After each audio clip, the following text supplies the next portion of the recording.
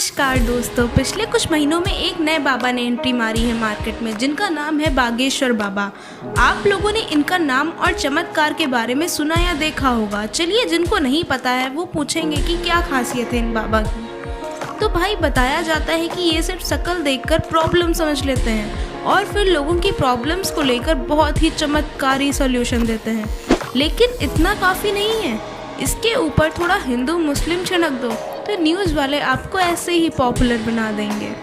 हम सब हिंदू एक हैं। बागेश्वर बाबा वाला पाखंड तो ईसाई मिशनरी और झाड़ू वाले मौलवी भी करते हैं, तो फिर बागेश्वर बाबा का विरोध क्यों? क्या आज के दिन हिंदू बिना रोक टोक के मूर्ख भी नहीं बन सकता? ये सही बात नहीं है दोस्तों। लोग IITian बन सकते हैं, साइंटिस्ट बन सकते हैं, कुछ लोग IAS बन सकते हैं, तो मूर्ख क्यों नहीं?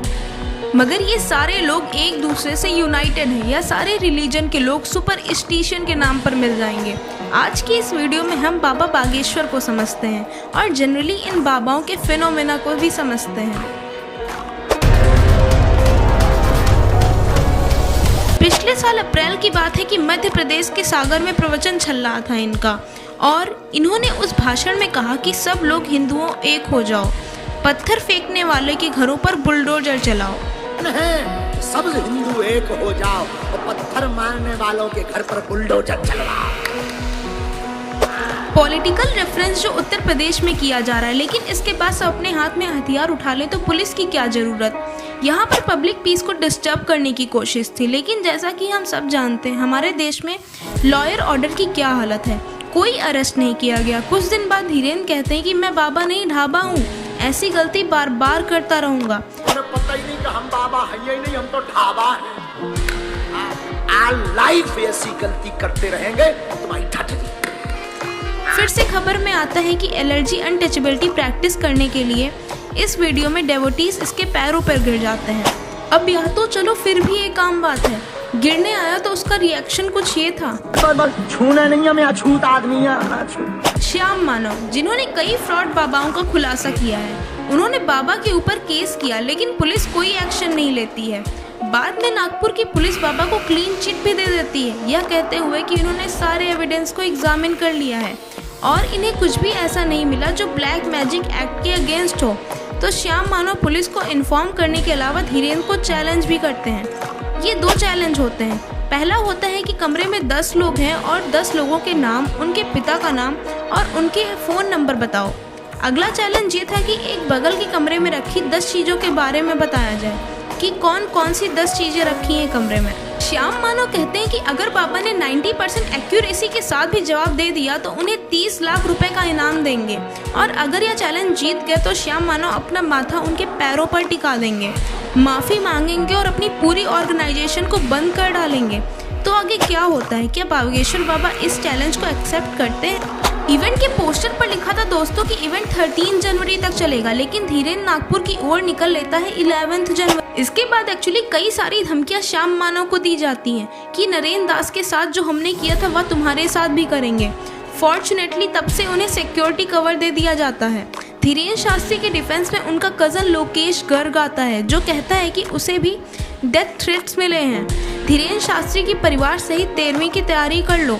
बागेश्वर धाम को भी सिक्योरिटी दी जाती है। फिर श्याम मानव के चैलेंज की रिस्पॉन्स में बाबा बागेश्वर कहते हैं कि वह भागे नहीं है। राम कथा जो थी वह 11 जनवरी तक ही चलनी थी। चैलेंज देना है तो वह चैलेंज दें, लेकिन उनको रायपुर आना होगा। फिर श्याम मानव अपने YouTube चैनल पर एक वीडियो अपलोड करते हुए कहते हैं कि ना ही बाबा की साइड से ना ही श्याम मानव की साइड से कोई भी गड़बड़ हो सकती है, तो छोटी मोटी चीज़ों के बारे में सोचना नहीं चाहिए। नागपुर हो या रायपुर, क्या फ़र्क पड़ रहा है? बाबा बागेश्वर के हज़ारों फॉलोअर्स इस वहम में रहे कि बाबा के चरणों में मानव कब अपना सर टेकेगा। लेकिन दोस्तों, शंकराचार्य स्वामी अभिमुक्तेश्वर आनंद ने एक बड़ी इंटरेस्टिंग स्टेटमेंट कही। इन्होंने कहा कि चमत्कार दिखाने वाले जोशी मठ जाकर सरकती हुई जमीन को रोक कर दिखाएं, लोगों की आत्महत्या को रोक दें और लोगों के घरों में झगड़े हो रहे हैं उन्हें रोक दें।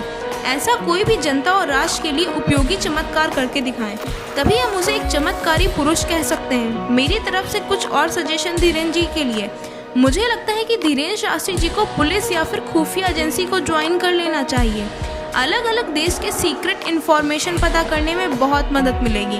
और तो और दोस्तों, धीरेन्द्र शास्त्री जी ने कैंसर जैसी बीमारी को भी अपनी दवाइयों और आशीर्वाद के द्वारा ठीक करने का दावा किया। किस बात का इंतजार है अब हमारी देश की सरकार को? क्यों हॉस्पिटलों में टाइम वेस्ट किया जा रहा है? इन बाबा को जल्दी से लाया जाए और इनके तरीकों का इस्तेमाल किया जाए कैंसर का और सभी बड़ी बीमारियों का इलाज करने में। लेकिन यह सब नहीं होगा दोस्तों, क्योंकि ये एक बहुत बड़ा फ्रॉड है यह हम सब लोग भी जानते हैं। भारत में कितने सारे फ्रॉडिया बाबाओं का पर्दाफाश हो चुका है। कई लोग कई बार पॉलिटिकल पार्टी से सीधा कनेक्शन रखते हैं और कई इनलीगल एक्टिविटीज़ या फिर सेक्सुअल हरासमेंट जैसे वारदातों को अंजाम देते हैं। 2017 में बनी हिंदू साधुओं की जो सबसे टॉप बॉडी है अखिल भारतीय अखाड़ा परिषद, उन्होंने 14 फेक बाबाओं की लिस्ट भी जारी करी थी। इस परिषद के लोग ऐसे पाखंडियों से चौकन्ने रहने को बोलते हैं जो रियल साधुओं के नाम बदनाम करते हैं। इस लिस्ट में कई बड़े नाम थे जैसे आशाराम, राधे माँ, निर्मल बाबा, गुरमीत सिंह, नारायण साईं। इसके अलावा कई और बाबा हैं जो क्राइम्स में इन्वॉल्व होते हुए पाए गए हैं। नित्यानंद, मिर्ची बाबा, बाबा जलेबी, बाबा प्रेमानंद, चंद्र स्वामी, अमित चैतन्य। और जैसा मैंने आपको वीडियो के शुरू में बताया था, यह कोई ऐसी प्रॉब्लम नहीं जो सिर्फ एक धर्म में ज़्यादा देखी जा रही है। मुस्लिम शेख बाबा जी आपको देखने को मिलेंगे। शेख अल राजा हकीम बाबा आसिफ नूर अकमल राजा ने एक औरत को कहा कि अगर आप अपने हस्बैंड की बीमारी को दूर करना चाहते हो तो अपनी बेटी को लाकर मुझे सौंप दो। वहीं केरल में एक भयानक वारदात देखा गया जहां पर एक औरत को ब्लैकमेल किया गया उसका कन्फेशन सीक्रेट का इस्तेमाल करके। दोस्तों, अनवर राशिद की एक बड़ी मास्टरपीस फिल्म है। अगर आपने नहीं देखी है तो जाकर देखना, क्योंकि कुछ एजुकेटेड लोगों को लगता है कि अगर बाबा के मुख से इंग्लिश निकलेगी तो बाबा बहुत क्रेडिबल बन जाएंगे, उनकी बातों में ज़्यादा सच्चाई होगी। If you want to be happy, just teach your heart to accept the disappointments even from your loved ones. Just keep that in your mind. नमो बुद्धाय। एक बाबा का मानना है कि एक्लिप्स के दौरान खाना जल्दी बासी हो जाता है। वहीं कई बाबा यह भी बोलते हैं कि पानी को अगर गुस्से से घूरने के बाद पी लिया जाए तो उससे आपका शरीर बीमार पड़ जाएगा। दोस्तों, हैरानी की बात तो तब है जब इन बाबाओं को IIT में भी इनवाइट किया जाता है लेक्चर देने के लिए। दोस्तों, लोगों के चक्कर में पड़ने का रीज़न इलिटरेसी को बताया जाता है कि लोगों का अनपढ़ होना इसका ही एक मेन कारण है। लेकिन एजुकेटेड लोगों को भी इन फर्जी बाबाओं के खेल में बेवकूफ़ बनना है, क्योंकि यहाँ लोगों की क्रिटिकल थिंकिंग पर फोकस नहीं किया जाता है, सिर्फ रट्टा मारने पर फोकस किया जाता है। कारण है फेथ का मतलब है कि बस यकीन करो, किसी चीज़ में ज़्यादा सोचने की ज़रूरत नहीं है, कोई सवाल करने की ज़रूरत नहीं, कोई डाउट करने की ज़रूरत नहीं, बस बिलीव करो।